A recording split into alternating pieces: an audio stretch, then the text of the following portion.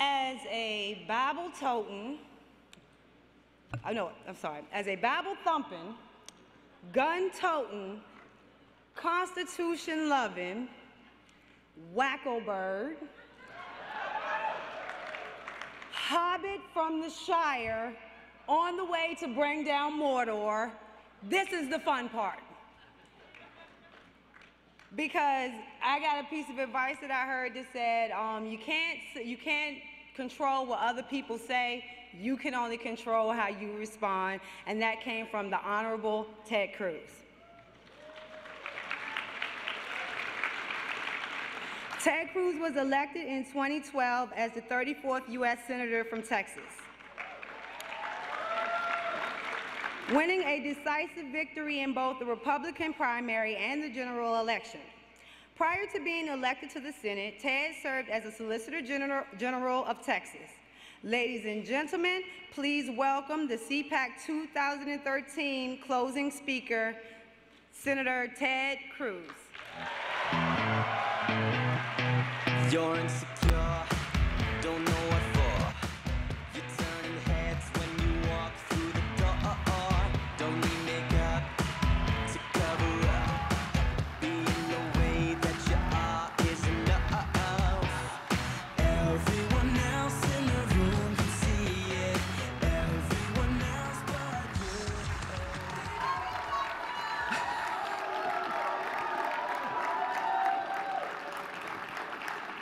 Thank you so very, very much.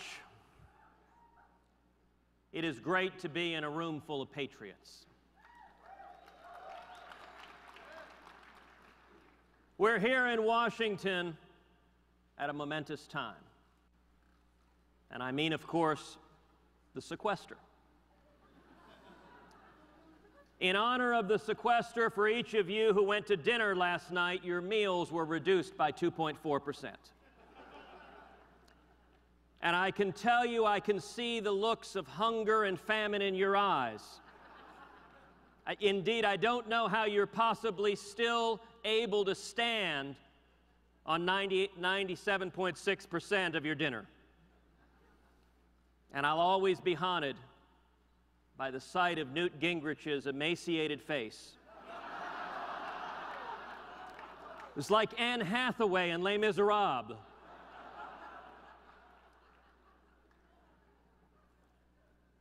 Other than sequestration, not much is happening in Washington. It's been pretty quiet. We did have a certain eminence grisée of the Republican Party describe Rand Paul and me as wacko birds. I have to admit, when Rand and I first heard that, we thought maybe that was a new kind of drone.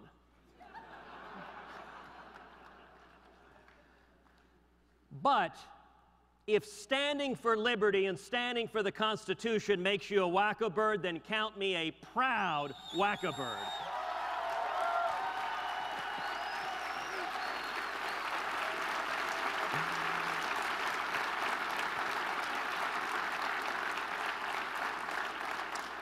And I think there are more than a few other wacko birds gathered here today.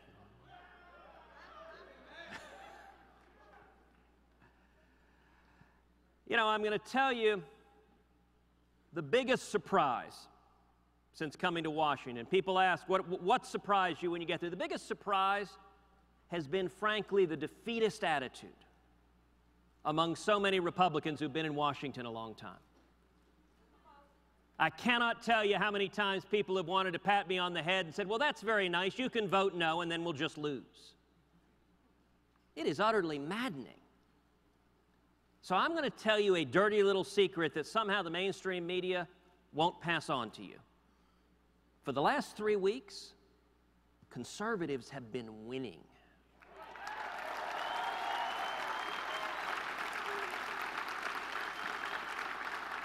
And we're winning because of you. Let me give 3 specific examples in the last 3 weeks. A couple of weeks ago, I was honored to join my friend Rand Paul as he stood for 13 hours on the floor of the Senate.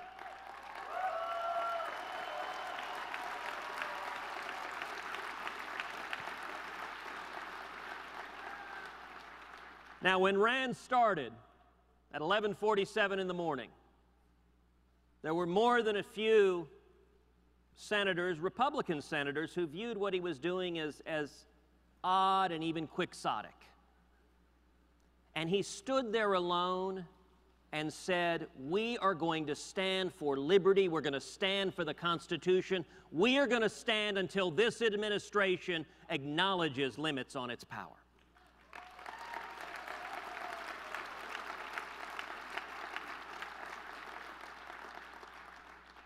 Earlier that day, Attorney General Eric Holder testified at a Judiciary Committee hearing. And I asked him straight up the question, in your judgment, is it constitutional for the United States government to kill a U.S. citizen on U.S. soil if that individual doesn't pose an imminent threat?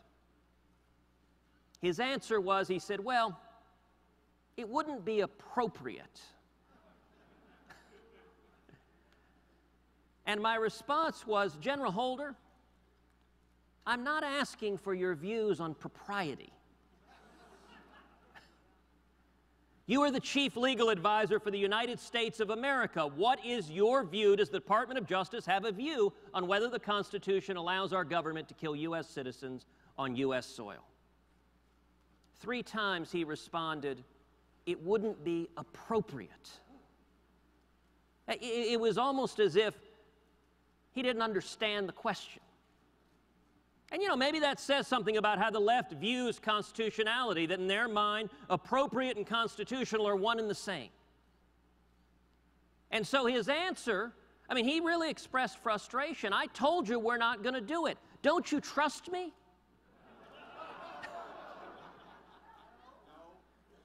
And the answer is exactly that. No, we don't trust you. And we don't trust the next guy or the next guy or the next guy, whether he's Democrat or Republican.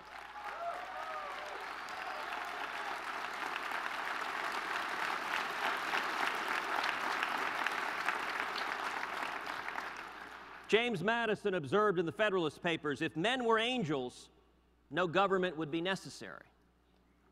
Well, there are not a whole lot of angels in Washington. And Thomas Jefferson explained the entire purpose of the Constitution is to serve as chains to bind the mischief of government.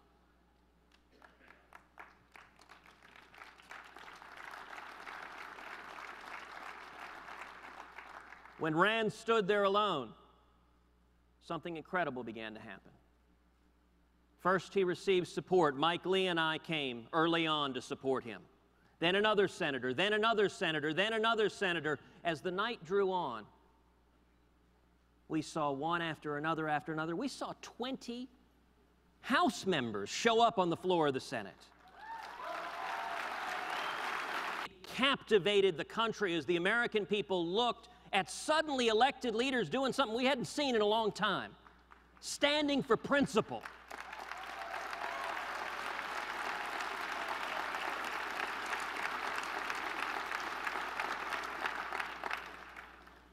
Now, that was actually, the filibuster was the first time in my life that I've ever spoken on the floor of the Senate.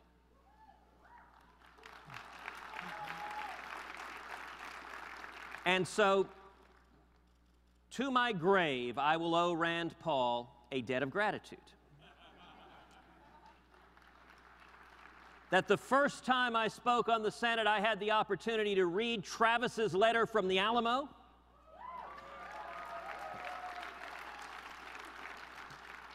And it so happened the day of the filibuster was the 177th anniversary of the fall of the Alamo. So I observed to Rand, who I will note is a native-born Texan, I observed to Rand that if the heroes of the Alamo, if William Barrett Travis and Davy Crockett and Jim Bowie were alive today, they would have been standing shoulder to shoulder with him on the floor of the Senate.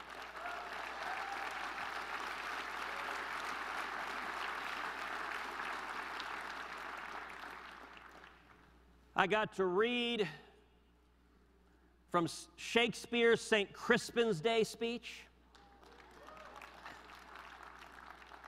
And there were more than a few senators who were not there with us that night that have held their manhoods cheapened as a result.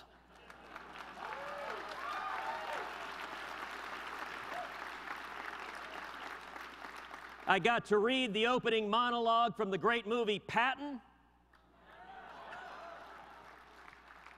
Cleaned up a little bit to make it suitable for television. And I got to read President Ronald Reagan's 1964 A Time for Choosing speech.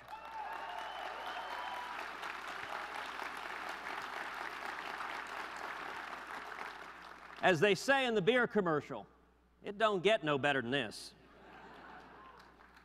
But a second example is sequestration. Sequestration has actually gone into effect. The White House is astonished. All of us remember the president's Scare America tour, where he went all over the country talking about the dramatic consequences. You know, Washington, D.C. is the only place on earth where the phrase draconian 2% cuts can be uttered.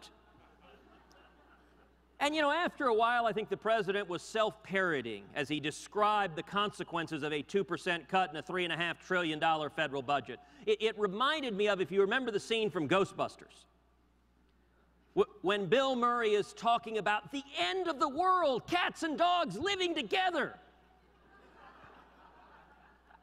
You know, I halfway expected to see the Stay Puft Marshmallow Man come walking out.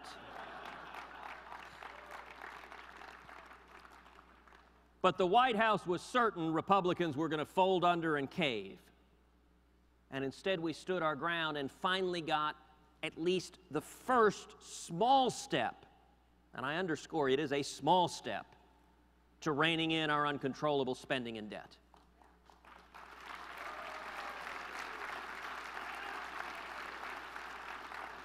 And a third example. Last week we voted on an amendment that I authored to repeal funding for Obamacare.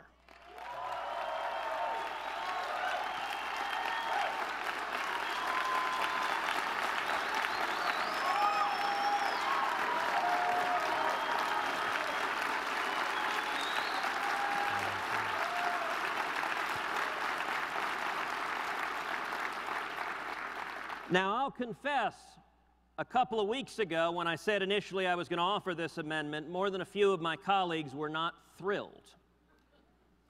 And yet we saw every single Republican in the Senate vote unanimously to defund Obamacare.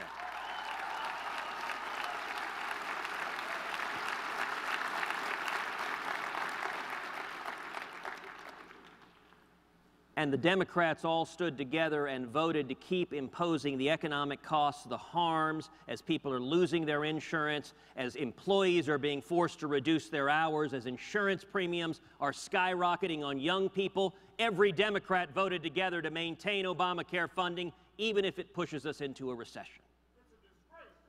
It's exactly right.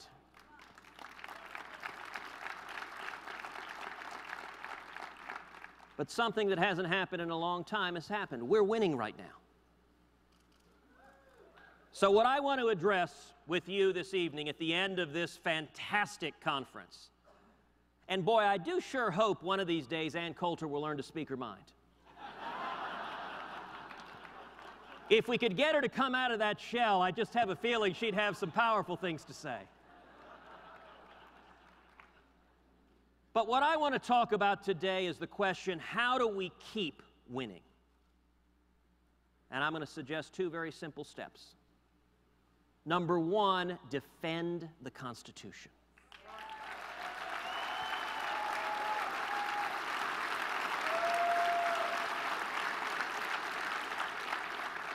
And number two, champion growth and opportunity.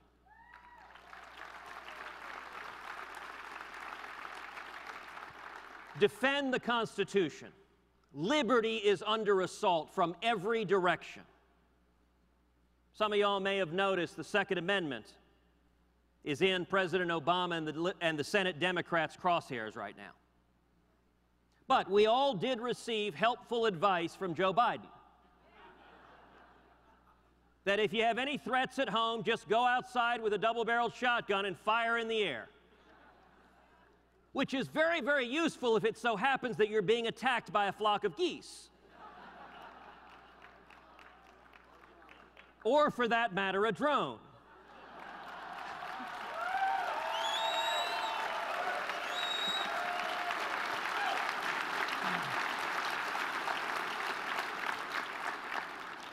So maybe Joe Biden stumbled onto something after all. But you know, this past week, we had a hearing in the Senate Judiciary Committee where a senior Democrat explained to me that questions about the Constitution have no role in the U.S. Senate. Because, she explained, it's Congress's job to pass laws. And then the Supreme Court interprets them and they can decide whether to throw them out or not. And you know what? That statement is exactly the problem.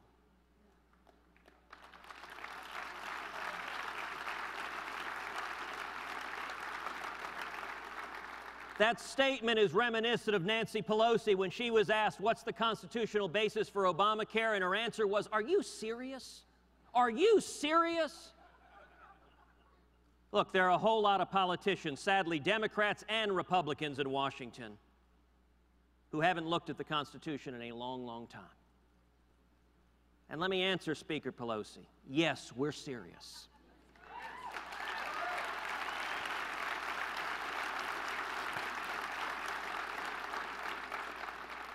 The Second Amendment provides that the right of the people to keep and bear arms shall not be infringed.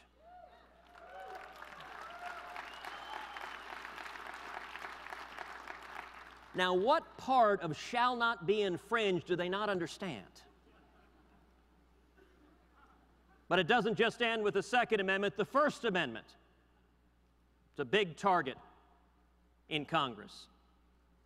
Set aside their love for regulating campaign speech because it seems every campaign elected official hates when the people dare criticize them.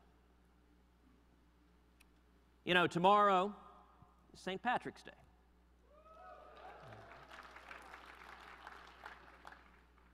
My Irish mother recently reminded me that it is more than a little ironic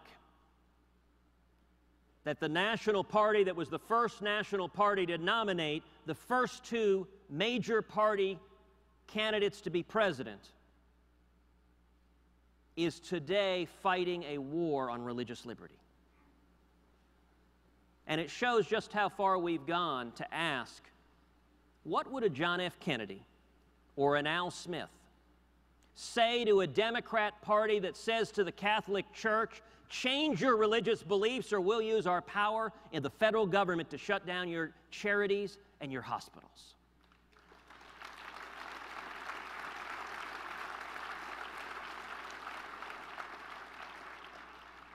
There was a time when standing for religious liberty enjoyed bipartisan support. We need to get back to that time.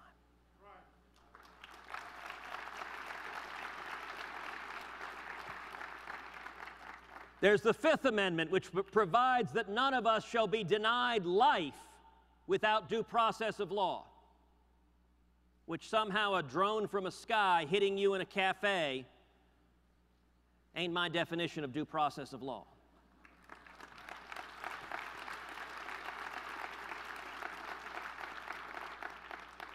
There's the Fourth Amendment that protects us from unreasonable searches and seizures. And I'll tell you right now, we need to repeal the NDAA.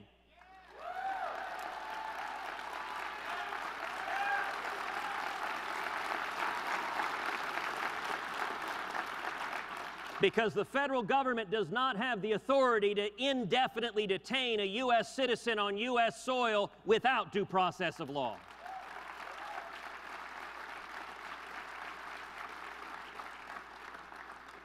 There's the 10th Amendment, something our omnipotent federal government seems to have forgotten all about. 10th Amendment provides that the powers not given to the federal government are reserved to the states and to the people.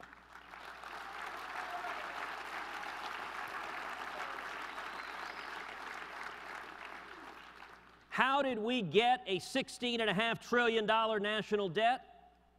We have a federal government that thinks they have the authority to regulate our toilet seats and our light bulbs.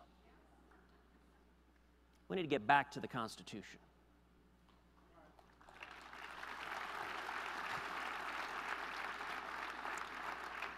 And Article 6 of the Constitution provides that the Constitution shall be the supreme law of the land. There is an ongoing effort to undermine United States sovereignty. And I'll tell you, before I was in the Senate, I was the Solicitor General of Texas. We stood up to the World Court and to the United Nations.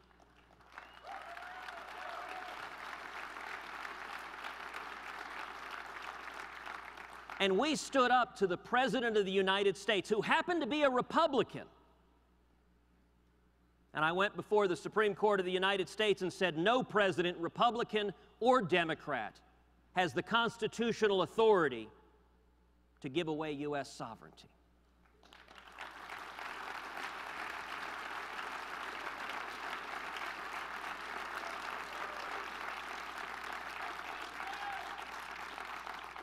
Now, we've seen Republicans willing to stand up to Republican presidents. My question to you is, where were the Democrats when Rand and the rest of us were standing on the floor on drones?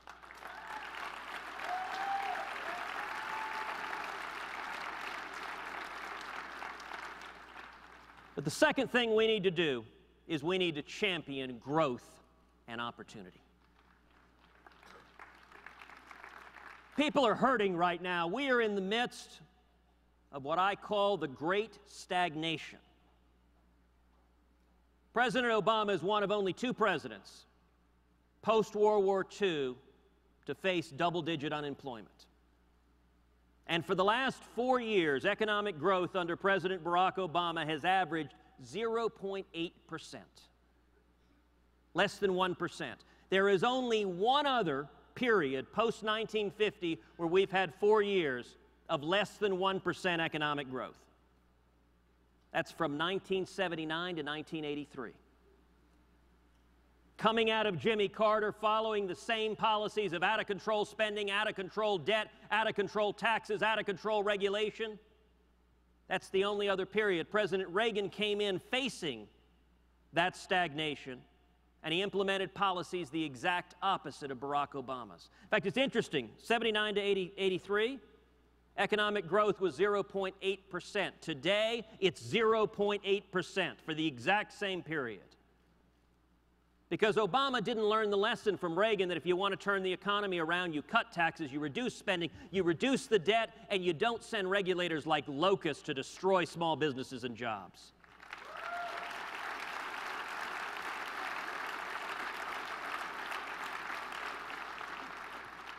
Do you know, if President Obama had followed the Reagan policies and we had seen the identical growth that President Reagan saw, inheriting the same lousy economy Barack Obama did, do you know that today we would have 7 million additional new jobs in America? Let me help make that a little more concrete. 7 million new jobs is the equivalent of giving a job to every man, woman, and child in Chicago, Houston, Philadelphia, and Boston. That's what we're talking about. And the stagnation under President Obama doesn't fall uniformly. Listen, if you so happen to be a tax lawyer or an environmental lawyer, you're doing great right now. But I'll tell you, the people who are hurting the most are those who are struggling and the least well off amongst us. Under President Obama, Hispanic unemployment climbed to 10%. African American unemployment to 14%. Unemployment for young people, age 16 to 19, over 25%. That's why for a long time I've been championing what I call opportunity conservatism, which is that every Republican, every conservative should focus every policy on easing the means of ascent up the economic ladder. Explaining how our free market system has served as the most incredible engine for opportunity, for millions of people from all over the world to come with nothing and achieve anything. The policies of Barack Obama do not work, and the people that are hurting the most are young people, are African Americans, are Hispanics, are single moms, are those who are finding their opportunity shut off to reach the American dream. So we need to champion growth. Growth at every stage to get the economy booming. We need to repeal Obamacare.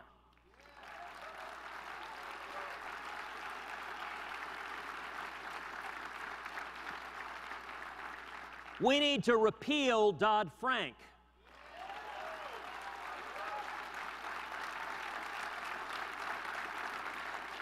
Talk about a bill you don't have to read any further than the title.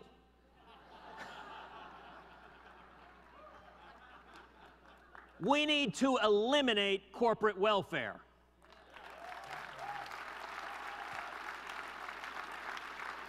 We need to build the Keystone Pipeline.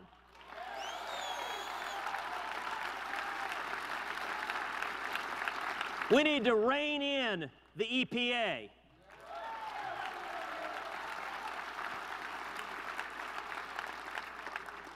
You know, in West Texas, the EPA is trying to use a lizard to shut down oil and gas production. You know, my view of lizards, they make darn fine boots.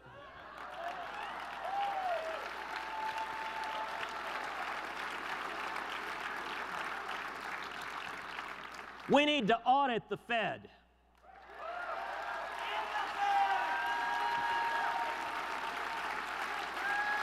And we need to stop QE infinity.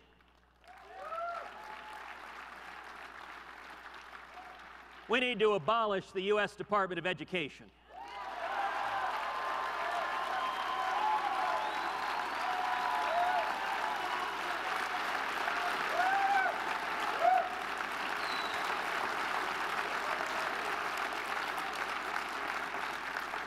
Education is too important for it to be governed by bureaucrats in Washington taking choices away from parents and kids.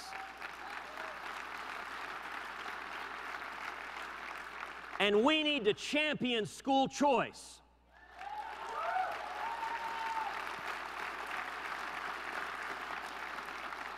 The civil rights issue of the next generation.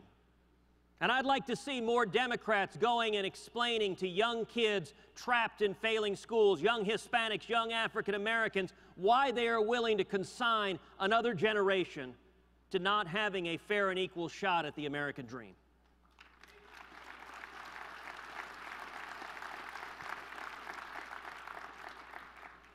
We need to stand with Israel.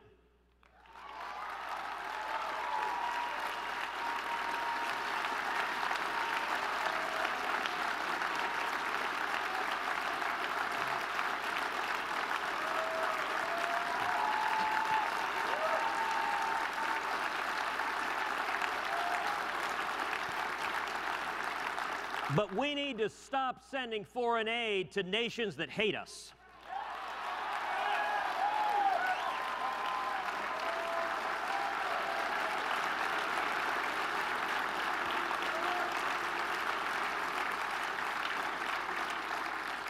Just 2 weeks ago, President Obama canceled White House tours and sent $250 million to Egypt. With no conditions, no strings attached, nothing focused on U.S. national security, simply wrote a check. We need to get back to growth and opportunity. Now listen, spreading the message that our policies work, their policies don't, that government control hurts those struggling to achieve the American dream, I can promise you something. ABC, NBC, CBS, the New York Times, none of them are going to help spread that message. But we have something more powerful. We have each and every one of you.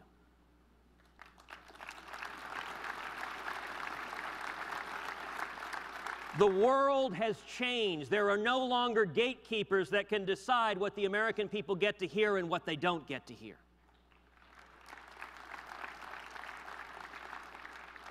So I'm here today asking for each and every one of your help telling the story. How many of you have a cell phone on you right now? I'm going to ask you to take out your cell phone and text the word growth to the number 33733. Once again, that's the word growth to 33733. When you do that, you will be joining us in helping spread the word that freedom works, that free market policies work, that the greatest avenue for improving the condition of those struggling to achieve the American dream is limiting government and unleashing small businesses and entrepreneurs. And in fact, I would ask every one of you when you get home to go to the website jobsgrowth.org. Go online. We are developing a positive pro-growth economic agenda that can be a contract with America for conservatives going forward to get our economy going and to spread opportunity. And I ask for your input, your help, developing concrete pro-growth policies to bring Americans together and to get our economy back. You know, 10 weeks ago, I arrived in Washington, D.C. to be sworn into office.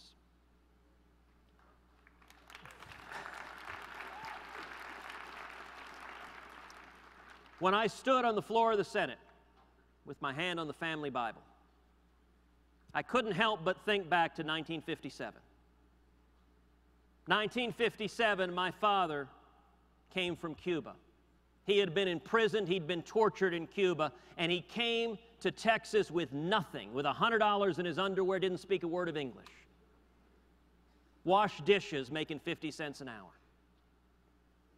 As I was standing on the Senate floor, I couldn't help but think, if someone had come up to that 18-year-old kid as he was washing dishes and suggested to him that 55 years hence, his son would be sworn into office as a United States Senator representing the great state of Texas.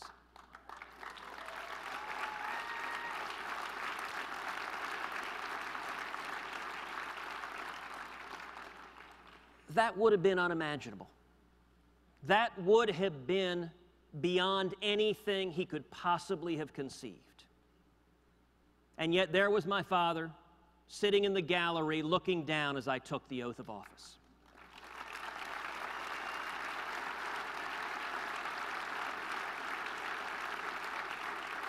My dad is here today. I'd like him to stand up. I love you, Dad.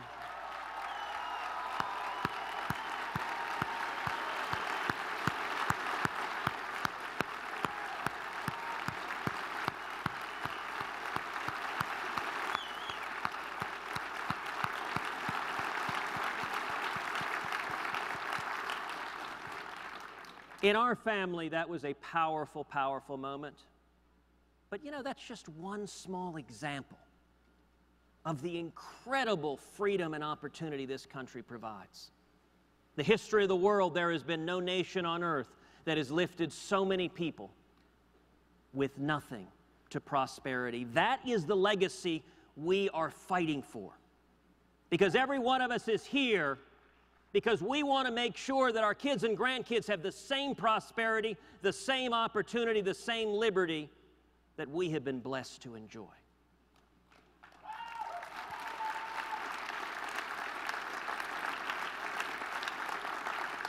We're here because we're not willing to give up on America. We are facing a fundamental choice, a choice that cuts across all issues. It is a choice between surrendering or standing up now to defend our liberty. On guns, do we surrender or do we stand up now? On drones, do we surrender or do we stand up now?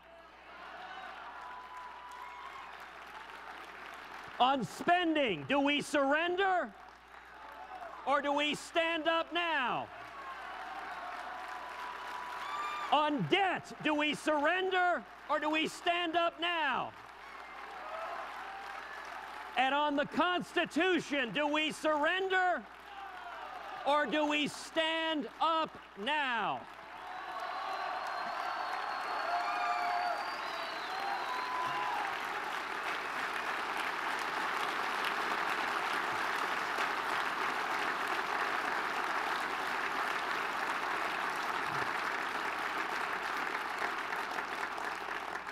That, my dear friends, is change we can believe in.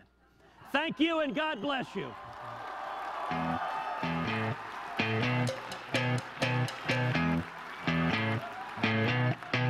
You're insecure.